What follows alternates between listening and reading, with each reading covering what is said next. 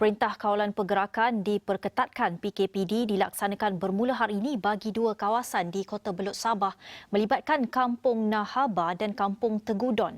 PKPD di dua kampung di Kota Belud itu membabitkan seramai 1,740 penduduk.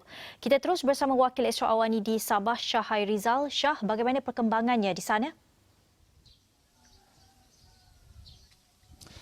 Baik JJ, terima kasih JJ. Untuk waktu ini JJ, ini adalah merupakan seperti apa yang JJ maklumkan tadi dan merupakan hari pertama Perintah Kawalan Pergerakan diperketatkan PKPD melibatkan dua kawasan di daerah Kota Belud ini, itu dua lokaliti, itu Kampung Nahaba dan juga Kampung Tegudon. Dan Kampung Nahaba dan Kampung Tegudon ini sebenarnya berhampiran, sebenarnya tidak jauh, memang bersebelahan antara Kampung Nahaba dengan juga Kampung Tegudon, dan kawasan ini adalah sebenarnya bukan kawasan tarikan pelancongan untuk eko pelancongan sebelum ini. Ini untuk pengetahuan DG dah. Baik, untuk sebelah pagi tadi DG, sebenarnya pasukan kesihatan daripada Jabatan Kesihatan Negeri Sabah telah pun berada di kawasan kedua-dua kampung ini. Kalau diikutkan di Tegudon, bilangan kes positifnya sedikit kurang berbanding dengan Kampung Nahaba, terdapat 45 kes positif yang dikabarkan untuk setakat pukul 10 pagi tadi.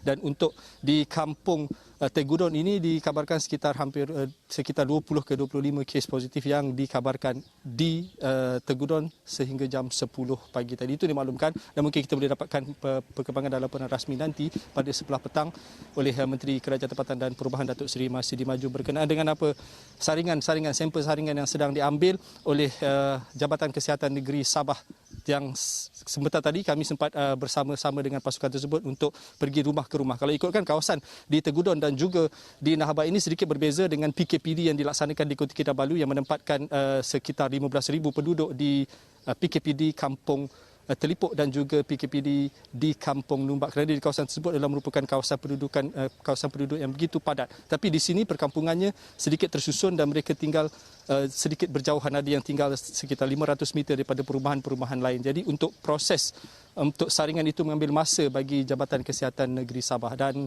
sedikit untuk berkenaan dengan bantuan pula, kami sempat menemubual beberapa penduduk yang berada di Kampung Tegudon ini, dan mereka mengkabarkan berkenaan dengan kerisauan mereka tentang bekalan makanan keperluan harian mereka, kerana katanya keseluruhan secara sekitar 85 ke 90% penduduk di sini merupakan yang bekerja kampung sebagai petani, pekebun dan juga yang sebagai nelayan, kerana di sini terdapat sungai-sungai yang mereka daripada hasil sungai tersebut mereka bawa untuk menjual. Tapi dalam tempoh PKPD ini mereka tidak dapat untuk melakukan penjualan mereka, dan mereka sudah putus sudah untuk pendapatan mereka, dah hilang sumber pencarian disebabkan oleh PKPD yang berlangsung sehingga 3 Disember ini. Dan mereka begitu mengharapkan bantuan barangan keperluan ini, kerana bagi mereka walaupun mereka ada menerima bantuan sebelum ini, tetapi mereka risau jika bekalan tersebut akan keputusan bekalan pada 3 atau 4 hari nanti.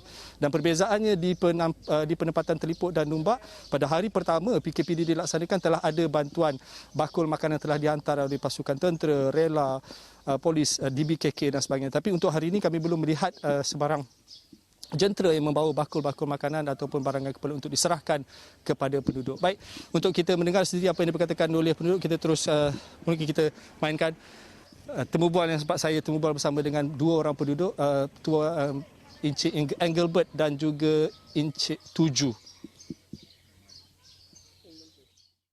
Perasaan saya memang kami akur lah dengan perintah KKM. Sebab kita pun tak tahu juga kan penyakit ni macam mana. Jadi sekarang ni kami petani pun tidak boleh buat apalah, duduk rumah sajalah. Jadi kami berserah pada kerajaan untuk minta bantuan gitu sajalah. So, dia pun lockdown sampai bulan 12 kan. Jadi kita tidak boleh buat apalah. Terpaksa lah akur. Itu sajalah. Kalau macam bekalan makanan di rumah semua okey? Bekalan makanan tu tidak tentu sebab tengoklah kalau dalam satu keluarga tu bilangan anak beranak, adik-beradik itu ramai kan. Mungkin bilangan makanan tu cepat habis lah. Itu saja. Jadi terpaksa kalau kerajaan boleh bagi bantuan tu kami amat berterima kasih lah, bersyukur lah. Sebab kami pun tidak boleh buat apa juga di kampung ni. Saya rasa kalau setakat ini masih okey lagi lah. Habis kami baru-baru dapat itu bantuan dari pejabat daerah. Jadi kena bagi satu bungkus satu orang. Jadi tidak masalah lah. Jadi harap-harap akan datang ini bagi lagi lah. Habis untuk 2 minggu ini saya rasa bakalan makanan memang kurang sudah kali.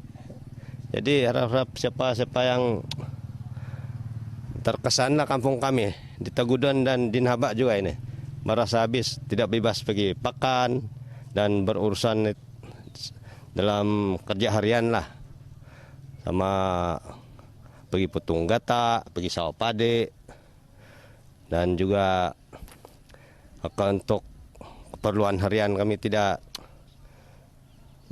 terlalu urus sudah ini. Nah, jadi harap-harap penyakit ini diputus dengan secepat lah. Dengan adanya rantian ini PKPD ini, saya harap semua penduduk sini ini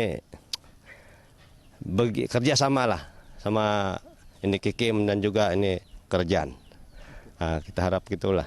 Jadi sebarang bantuan tu kami mohonlah pada siapa pihak kerajaan dapat membantu kami yang terkesan dengan PKPD ini. Jadi itu sajalah lohan kami di kampung ini.